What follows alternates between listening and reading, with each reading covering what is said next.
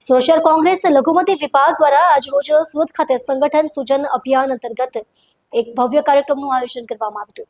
કાર્યક્રમમાં કોંગ્રેસ પ્રદેશના કાર્યકારી પ્રમુખ શ્રી કદીર પીરઝાદા, ગુજરાત પ્રદેશ કોંગ્રેસ લઘુમતી વિભાગના પ્રભારી એડવોકેટ શ્રી ઇન્સાફ અલી આઝાદ, ગુજરાત કોંગ્રેસ લઘુમતી વિભાગના પ્રમુખ શ્રી વઝીર ખાન પઠાણ તેમજ સુરત શહેર લઘુમતી વિભાગના પ્રમુખ શ્રી કાદર સેલોત સાહેબ વિશેષ ઉપસ્થિત રહ્યા હતા।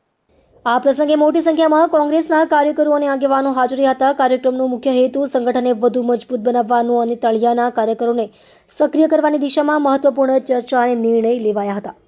આ સાથે સુરત શહેરના ફૂલવાડી વિસ્તારમાં પણ સુરત શહેર કોંગ્રેસ માઇનોરિટી ડિપાર્ટમેન્ટ દ્વારા સંગઠન સૂજન અભિયાન અંતર્ગત વિશેષ કાર્યક્રમ યોજાયો હતો, જેમાં સંગઠનના વિસ્તાર અને મજબૂતી માટે મહત્વપૂર્ણ માર્ગદર્શન આપવામાં આવ્યું હતું। કાર્યક્રમ દરમિયાન નવયુવાન અને સક્રિય કાર્યકર નૂરુ ચાઇનીઝને સુરત શહેર કોંગ્રેસ માઇનોરિટી ડિપાર્ટમેન્ટના કાર્યકારી પ્રમુખ તરીકે નિયુક્ત કરવામાં આવ્યા હતા।